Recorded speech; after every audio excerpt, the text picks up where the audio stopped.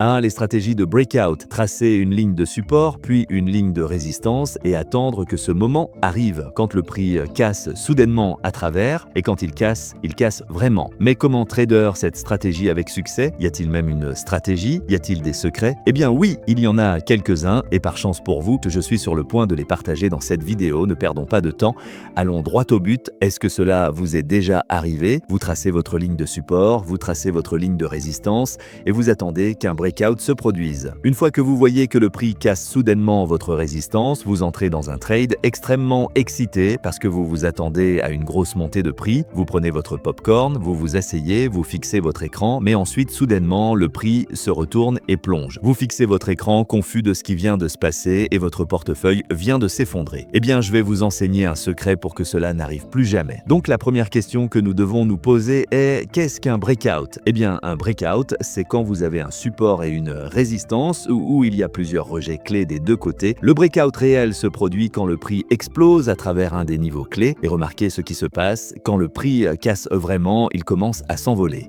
Faisant de ce point juste ici un excellent point d'entrée, mais la question est: comment trouver des configurations comme celle-ci où le marché pourrait potentiellement faire un breakout? La réponse, c'est les patterns de breakout. Je suis sûr que vous les avez tous déjà vus, mais il y a plusieurs patterns de breakout clés que vous devriez garder en tête quand vous tradez. Il y a le wedge, coin, le drapeau, flag, le rectangle, le triangle et le pennant. Maintenant, le problème que je vois chez beaucoup de gens, c'est qu'ils cherchent l'action de prix exacte qui est sur l'image du pattern. Le prix reproduira rarement exactement ce pattern, voire jamais. Donc vous ne cherchez pas exactement l'action de prix de l'image, vous cherchez est-ce niveau clé de support et résistance qui forment ce pattern. Pour être honnête, peu importe le pattern que vous avez, en fait, vous n'avez même pas besoin de mémoriser les noms des patterns. Ce qu'il faut vraiment retenir, c'est que tous ces patterns ont quelque chose en commun. Le prix consolide, formant deux niveaux clés, puis finit par casser. Alors ici, on a trouvé un mouvement de prix qui semble avoir plusieurs points clés de support et de résistance. Plus il y a de points clés, mieux c'est. On reconnaît que ça se passe, donc on trace une ligne de support et une de résistance, ce qui forme un pattern rectangulaire. Jusqu'ici, tout va bien, mais c'est là que les gens font souvent l'erreur. Ce qui se passe, c'est que les gens attendent généralement un breakout dans n'importe quelle direction. Donc une fois qu'ils voient le prix casser leur ligne de résistance, ils entrent immédiatement dans le trade,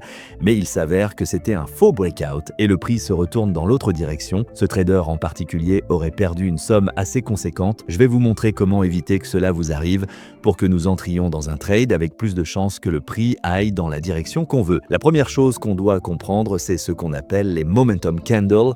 Les momentum candles, ils peuvent prendre plusieurs formes, mais généralement, c'est une grosse bougie avec un grand corps ou trois bougies de taille moyenne, toutes allant dans la même direction. Ces deux formes de bougies de momentum sont ce que nous allons chercher. Laissez-moi vous montrer un exemple. Dans cet exemple, on a une série de sommets de plus en plus hauts, donc on place une résistance ici. Ensuite, on a un support clé ici, parce que le prix a rebondi plusieurs fois à ce niveau.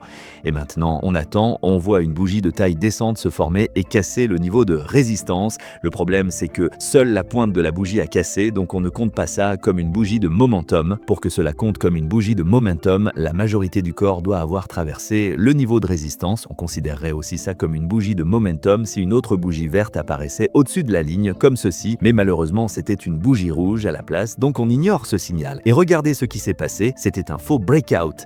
Laissez-moi vous montrer un autre exemple. Ici, on a notre support et notre résistance tracée, le prix bouge et une bougie de taille descente casse notre résistance. Ce n'est pas une bougie de momentum car elle n'a pas un grand corps, donc on attend une confirmation supplémentaire. Une deuxième bougie apparaît, mais c'est encore une petite bougie et comme on l'a dit, on ne la comptera comme bougie de momentum que si elle a un gros corps ou s'il y a trois bougies vertes, alors on attend encore, puis une troisième bougie verte apparaît, ce qui est un signal très haussier. C'est à ce moment-là qu'on entre dans le trade. Maintenant, trois scénarios peuvent se produire. Le prix continue de monter à partir de là, le prix redescend vers le niveau de résistance et rebondit dessus, le prix casse le niveau, puis redescend et c'était un faux breakout. Alors que doit-on faire? Faut-il attendre un pullback ou faut-il entrer immédiatement dans le trade? Ce que j'aime faire, c'est mettre en place une stratégie pour que les probabilités soient de mon côté, peu importe ce qui se passe, plutôt que d'attendre un pullback, je vais entrer dans le trade à la clôture de cette bougie de momentum, puis je vais placer mon stop loss juste en dessous du niveau de résistance. Comme ça, si le prix finit par faire un pullback et rebondit sur ma résistance, il n'atteint pas mon stop loss et je fais quand même du profit. Ou si le prix décide de partir directement à la hausse, je suis déjà dans le trade. Étant donné que cette bougie ici est une bougie de momentum, il y a très peu de chances que ce soit un faux breakout. Mais dans le cas improbable où ça le serait,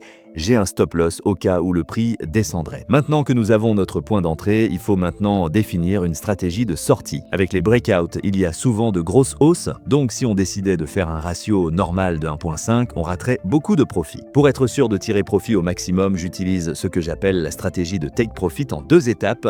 Voici comment ça marche. D'abord, on trouve notre signal d'entrée, puis on place notre stop loss en dessous de la ligne de résistance, puis on place notre take profit à un ratio de 1.5. Une fois que le prix atteint notre objectif, on vend la moitié de nos parts pour garantir ce profit. L'autre moitié reste dans le trade. Ensuite, on remonte notre stop loss à l'ancien niveau de take profit. Puis, notre prochain objectif de profit sera défini par un indicateur. Cet indicateur est le chandelier stop. Pour l'ajouter, allez sur TradingView, cliquez sur l'onglet des indicateurs et tapez chandelier stop. Ensuite, allez dans les paramètres de l'indicateur et changez le multiplicateur ATR à 2. Cela va nous donner notre stratégie de sortie. C'est très simple. On a vendu la moitié à un ratio de 1.5. On laisse l'autre moitié tourner.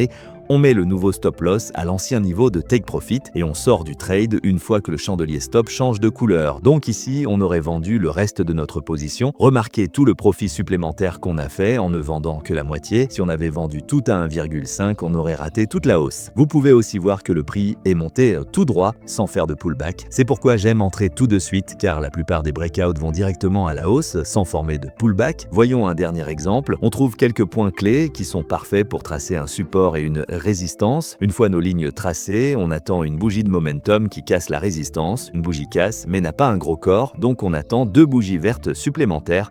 Une fois qu'on voit les 3 bougies, on entre dans le trade. Ensuite, on place notre stop loss en dessous de la résistance et on place notre take profit à un ratio de 1.5. On attend ensuite que le prix atteigne notre objectif, puis on vend la moitié de nos parts. Après avoir vendu, on déplace notre stop loss à l'ancien niveau de take profit, puis on active le chandelier indicator. Ensuite, on attend pour vendre le reste jusqu'à ce que le chandelier change de couleur. Une fois que c'est fait, on sort du trade. Je viens de vous montrer des secrets pour rendre vos breakouts bien plus efficaces. Tout ce que je demande en retour, c'est que vous preniez 2 secondes de votre journée pour liker cette vidéo. Si vous voulez voir la partie 2 de cette vidéo et rendre cette stratégie encore plus rentable, dites-le moi en commentaire. C'était sur Business Crypto Trading. Merci d'avoir regardé et je vous dis à la prochaine fois.